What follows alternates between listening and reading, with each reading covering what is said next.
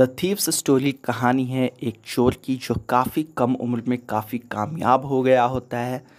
लोगों के घरों में घुसकर चोरी करना इसका पेशा होता है और वो लोगों के घरों में उनका भरोसा जीत कर दाखिल होता है। पर क्या होता है जब वो अनिल नाम के एक नौजवान से मिलता है, उसका भरोसा भी वो जीत जाता है, लेकिन क्या वो चोरी कर पाता है, उसकी ज़िंदगी कैसे बदल जाती है पूरी तरह, ये बताया गया है इस कहानी में। Hello learners, welcome to edification. मैं हूं आपका दोस्त और टीचर नितेश उपाध्याय। आज हम पढ़ेंगे रस्किन बॉन्ड की लिखी हुई काफ़ी खूबसूरत कहानी द थीव्स स्टोरी। टाइटल है the thieves story, a thieves story नहीं, अ थीव्स स्टोरी यानी एक चोर की कहानी। द थीव्स स्टोरी उस चोर की कहानी, उस खास चोर की कहानी जो असल में इस कहानी का प्रोटैगनिस्ट है, मुख्य चरित्र है। आप लोग जब गौर करेंगे तो देखेंगे कि शुरुआत आई से होती है, यानी फर्स्ट पर्सन नैरेटिव में लिखी गई है कहानी चोर के पर्सपेक्टिव से। तो चलिए शुरू करते हैं पढ़ना। क्या कहता है चोर। I was still a thief when I met Anil. जब मैं अनिल से मिला मैं तब भी एक चोर हुआ करता था। एंड दो only 15 I was an experienced and Fairlie successful hand. और हालांकि मैं बस 15 साल का था, मैं काफ़ी अनुभवी था और काफ़ी कामयाब हो चुका था।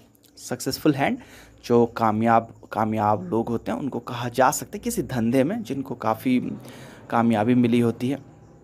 और फेयरली का इस्तेमाल होता है काफ़ी बताने के लिए, ठीक है। Anil was watching a wrestling match when I approached him. Anil कुश्ती का एक मुकाबला देख रहा था जब मैं उसके पास पहुंचा। He was about 25, a tall lean fellow and he looked easy going, kind and simple enough for my purpose. Anil कुश्ती का एक मुकाबला देख रहा था जब मैं उसके पास पहुंचा। वो लगभग 25 साल का था, लंबा और लीन यानी कि दुबला पतला, और इजी गोइंग दिख रहा था। इजी गोइंग मतलब अपने आप में मस्त, काफ़ी रिलैक्स्ड इंसान। तो वो इजी गोइंग दिख रहा था, काइंड दयालु दिख रहा था, एंड सिंपल इनफ, और काफ़ी भोला दिख रहा था। इतना भोला दिख रहा था फॉर माई पर्पस, कि मेरा काम निकल जाए, मेरा उद्देश्य जो था वो हासिल हो जाए। क्या उद्देश्य था? कि कैसे भी उसका विश्वास जीत के उसके घर में घुसूँ और चोरी करूँ। I hadn't had much luck of late and thought I might be able to get into the young man's confidence. पिछले कुछ दिनों से मुझे ज़्यादा कामयाबी नहीं मिली थी और मैंने सोचा कि शायद मैं इस नौजवान का भरोसा जीतने में कामयाब हो पाऊँ। ऑफ लेट हम लोग जो यूजुअली इसका यूज़ करते हैं बताने के लिए पिछले कुछ दिनों में, लेटली के सेंस में। तो मुझे कुछ दिनों से कामयाबी नहीं मिली थी ज़्यादा, और अब अनिल मुझे दिखा तो मैंने सोचा कि शायद मैं इसका भरोसा जीतने में कामयाब हो जाऊं। You look a bit of a wrestler your self, I said. मैंने कहा, आप तो खुद ही पहलवान दिखते हैं। A little flattery helps in making friends. थोड़ी सी चापलूसी दोस्त बनाने में काफ़ी काम आती है। ये हमारा चोर कह रहा है कि थोड़ी सी चापलूसी दोस्त बनाने में काम आती है। और ये खुद चापलूसी वहाँ पे जाके कर रहा होता है। अनिल जो दुबला पतला, पहले ये बता चुका है कि अनिल दुबला पतला था, उसको जाके ये मस्का लगा रहा है, मक्खन लगा रहा है कि आप तो खुद ही पहलवान दिखते हैं। So do you, he replied, which put me of for a moment because at that time I was rather thin. Anil ने क्या रिप्लाई दिया? सो डू यू, आप भी दिखते हैं वैसे ही। कैसे? पहलवान की तरह। अब अनिल का ये रिप्लाई जो था, विच पुट मी ऑफ, इसने इसको हड़बड़ा दिया। पुट समवन ऑफ हम लोग कहते हैं ना, कि एकाएक उसको हड़बड़ा देना, कंफ्यूज कर देना कि अब मैं क्या जवाब दूँ आगे। तो थोड़ी देर के लिए उसकी जवाब ने मुझे हड़बड़ा दिया, मुझे एम्बेरस कर दिया, क्योंकि मैं थोड़ा पतला था और मुझे ऐसा ऐसा अंदर से लग रहा होगा इसको कि ये कहीं मजाक तो नहीं उड़ा रहा, टांग तो नहीं खींच रहा पतले आदमी को पहलवान बता के। Well, I said modestly, I do wrestle a bit. मैंने विनम्रता से कहा, मैं थोड़ी बहुत रेसलिंग कर लेता हूँ, मैं थोड़ी बहुत पहलवानी करता हूँ। What's your name? अब अनिल पूछता है कि आपका नाम क्या है, या तुम्हारा तुम्हारा नाम क्या है? हरी सिंह, आई लाइड, मैंने झूठ बोला, Hari Singh. I took a new name every month. अब ये अपनी आदत बता रहा है कि मैं हर महीने अपना नया नाम रख लेता था, नाम बदल लेता था। That kept me ahead of the police and my farmer employers. इससे मैं पुलिस वालों से आगे निकल जाता था और अपने पुराने उन लोगों से जिन लोगों ने मुझे काम धंधा दिया हुआ था, पुराने मालिकों से, इन लोगों से आगे रहने में मदद मिलती थी। क्योंकि वो इंटरनेट का या आधार कार्ड का या ड्राइविंग लाइसेंस वगैरह, ड्राइविंग लाइसेंस होंगे लेकिन डिजिटलाइजेशन का ज़माना नहीं था, तो नया नाम बदल लेने से लोग ढूंढ नहीं पाते होंगे इसको। After this introduction, Anil talked about the well-oiled wrestlers who were grunting, lifting and throwing each other about. इस वार्तालाप के बाद, इस क्या कहते हैं उसको, परिचय के बाद अनिल ने मुझसे काफ़ी देर तक बातें की उन तेल से सने पहलवानों के बारे में जो तरह तरह की आवाज़ें अपने मुंह से निकाल रहे थे, एक दूसरे को उठा रहे थे और इधर उधर पटक रहे थे। थ्रोइंग इच अदर अबाउट यानी कि इधर उधर फेंक रहे थे। I didn't have much to say, मेरे पास कहने के लिए ज़्यादा कुछ नहीं था। अनिल वॉकड अवे, अनिल वहाँ से अब निकल गया, अनिल जाने लगा। आई फॉलोड कैजुअली, मैं लापरवाही से उसके पीछे पीछे चल दिया। हेलो अगेन ही सेड, उसने मुझे देख के कहा hello again. Hello again normally हम लोग यूज़ करते हैं जब कोई दोबारा मिले तो। I gave him my most appealing smile, I want to work for you I said. मैंने उसको अपनी सबसे लुभावनी या मोहक, अपीलिंग का सेंस होता है कि सबसे मतलब खूबसूरत, जो अट्रैक्टिव हो, तो मैंने सबसे मोहक मुस्कान अपनी उसकी तरफ फेंकते हुए कहा I want to work for you, मैं आपके लिए काम करना चाहता हूँ। But I can't pay you, Anil क्या कहता है, लेकिन मैं तुम्हें पैसे नहीं दे सकता। I thought that over for a minute, perhaps I had misjudged my man. अब मैंने इस बात पे 1 मिनट के लिए विचार किया कि शायद, उसके बाद मैंने सोचा कि शायद मैं गलत इंसान के पल्ले पड़ गया, शायद मैं इस इंसान को गलत समझ रहा था, ये हो सकता है सावधानी दिखा रहा हो। मैंने कहा आई आस्क्ड, मैंने पूछा कैन यू फीड मी, क्या आप मुझे खाना खिला सकते हैं। अब इस पे अनिल क्या कहता है, अनिल इससे वापस पूछता है कैन यू कुक, क्या तुम खाना बना सकते हो। I can cook, I lied again, मैंने फिर से झूठ बोल दिया, हाँ मैं खाना बना सकता हूँ। If you can cook then maybe I can feed you, अगर तुम खाना बना सकते हो तो शायद मैं तुम्हें खाना खिला सकता हूँ। He took me to his room over the Jamuna sweet shop and told me I could sleep on the balcony.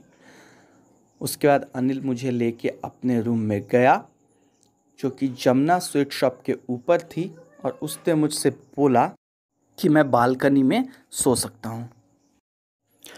But the meal I cooked that night must have been terrible because Anil gave it to a stray dog and told me to be off.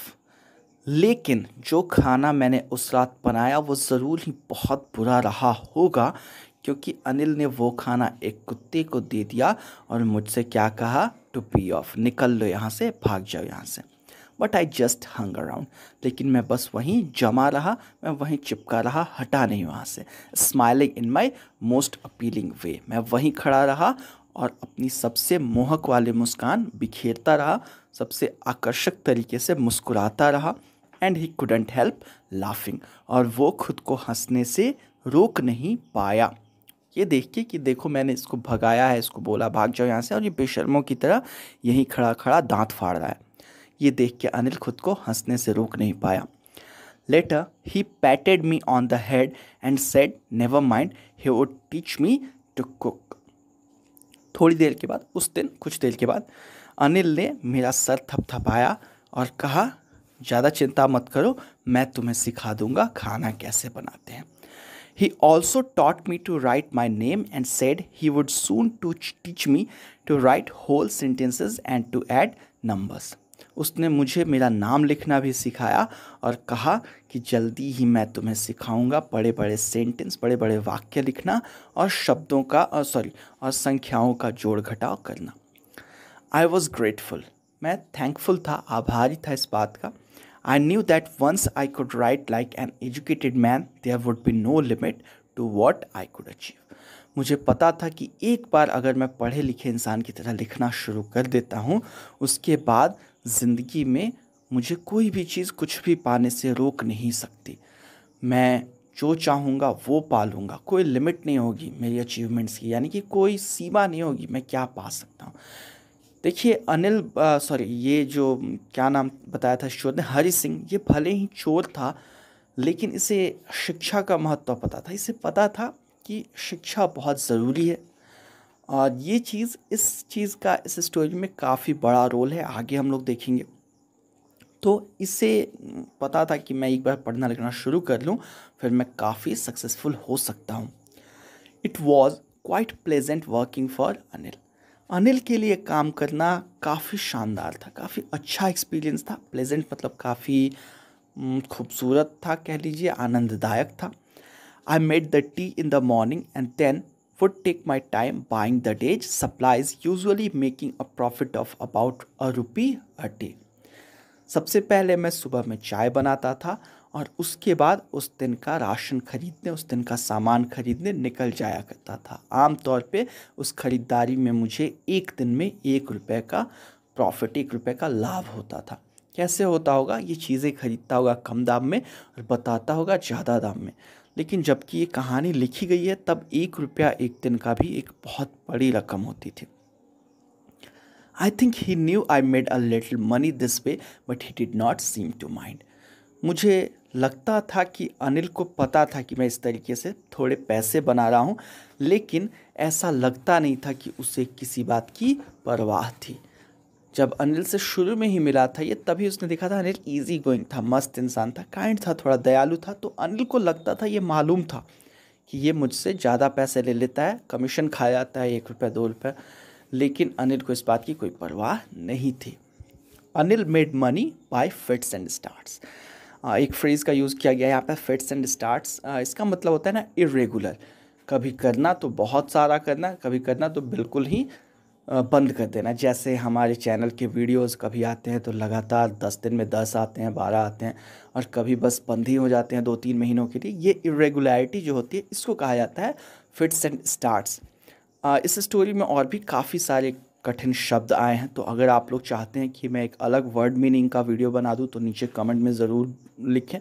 अगर ढेर सारे comment आएंगे तो चाहेंगे तो मैं वो video भी बना दूंगा। तो Anil made money by fits and starts. Anil irregularly पैसे बनाता था। He would borrow 1 week, lend the next. एक हफ्ते वो पैसे लोगों से उधार लेता था तो अगले हफ्ते वो लोगों को उधार देता था। यानी कभी उसके पास बिल्कुल पैसे नहीं रहते थे, लोगों से लेके काम चलाना पड़ता था, तो कभी उसके पास इतने पैसे रहते थे कि वो लोगों को दे देता था काम, उनका काम रुके नहीं इसके लिए। He kept worrying about his next check, but as soon as it arrived, he would go out and celebrate.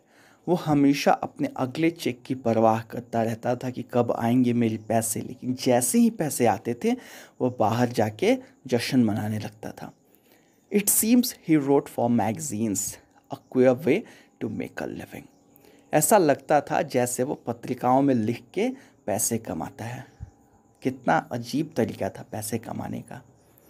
One evening he came home with a small bundle of notes saying he had just sold a book to a publisher. At night I saw him tuck the money under the mattress. एक शाम वो घर आया नोटों का एक छोटा सा बंडल लेके।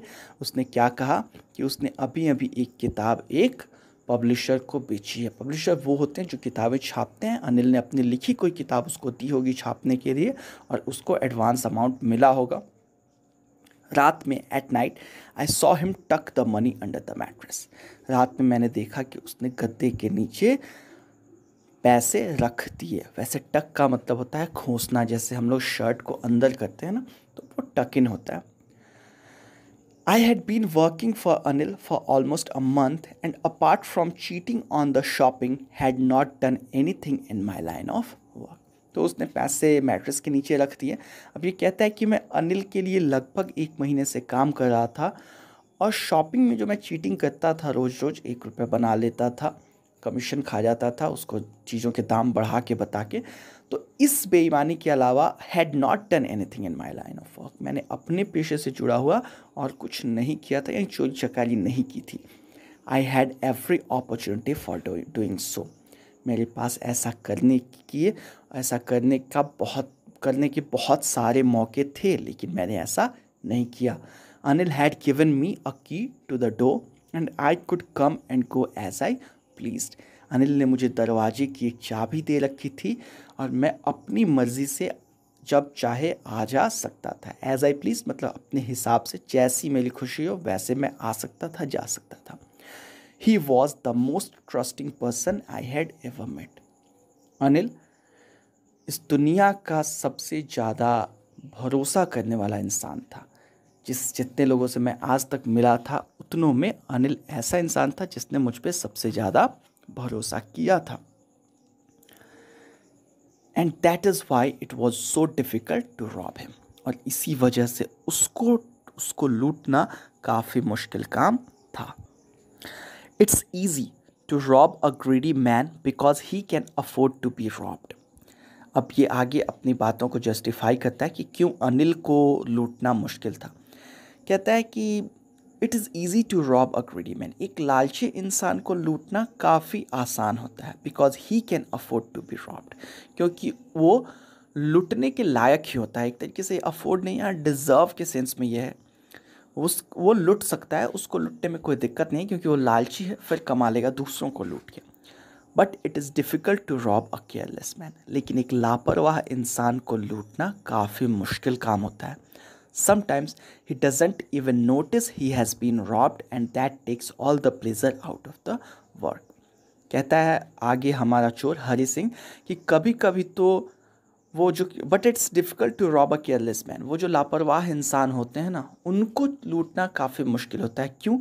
क्योंकि कभी कभार तो उसको ध्यान भी नहीं रहता कि मैं लुट चुका हूँ, वो ध्यान भी नहीं देता है क्योंकि वो लापरवाह है। उसको पता नहीं कि मेरे पास 500 रुपये थे, किसी ने 100 रुपये निकाल लिए, उसको तो आइडिया नहीं होता है कि मेरे पास कितने पैसे थे या नहीं थे। तो अनिल भी तो लगभग वैसा ही था, सिंपल था, काइंड था और इजी गोइंग था। तो लेकिन अब इससे क्या होता है, जब सामने वाले को पता नहीं चलता कि वो लुट गया है तो इससे काम का मज़ा ख़राब हो जाता है। बहुत से लोग सेटिस्फाइड होते हैं कि मेरे काम के बाद लोग उसको अप्रिशिएट करें, तो ये एक तरीके से सैडिस्टिक सोच थी इसकी। Well it's time I did some real work, I told myself. खैर समय आ गया था अब मैं कुछ असली काम करूं, ऐसा मैंने खुद से कहा। असली काम यानी कि चोरी चकारी। I am out of practice, मैं काफ़ी दिनों से मैंने प्रैक्टिस नहीं की। आउट ऑफ प्रैक्टिस का मतलब हो जाना ना, काफ़ी दिनों से कोई काम छूट गया होने की वजह से उसमें धीरे धीरे अनाड़ी हो जाना। तो काफ़ी दिनों से मैंने किया नहीं था, मैं आउट ऑफ प्रैक्टिस चला गया था। And if I don't take the money he will only waste it on his friends. After all, he doesn't even pay me। अब ये आगे अपने एक्शन को जस्टिफाई करता है। कहता है कि और वैसे भी अगर मैं उससे पैसे नहीं लूँ, पैसे ये नहीं चुराऊँ, तो वो वैसे भी इसको अपने दोस्तों पे उड़ा देगा, क्योंकि वैसे भी वो मुझे पैसे कभी देता नहीं है। एज अ सैलरी वो कभी मुझे पैसे देता नहीं है। अब इसको यही हम लोग रोकते हैं वरना वीडियो काफ़ी लंबा हो जाएगा। आगे कैसे इसने पैसे चुराए, चुरा के कहाँ गया, क्या हुआ, ढंग से चोरी हुई भी नहीं या पकड़ा तो नहीं गया, ये चीज़ें हम पढ़ेंगे इसके अगले पार्ट में। वो मैं कोशिश करूँगा नीचे लिंक देके साथ में ही डालने की। तो फ़िलहाल के लिए इसको यहीं रहने देते हैं। आप लोग कमेंट करके ज़रूर बताएं वीडियो अच्छा लगा, बुरा लगा, कैसा भी लगा, कमेंट ज़रूर करें। और अगर अच्छा लगा हो तो लाइक बटन ज़रूर दबाएं, सब्सक्राइब ज़रूर करें और शेयर करें अपने दोस्तों के साथ। तो मिलते हैं अगले वीडियो में, तब तक के लिए stay safe, take care and keep learning.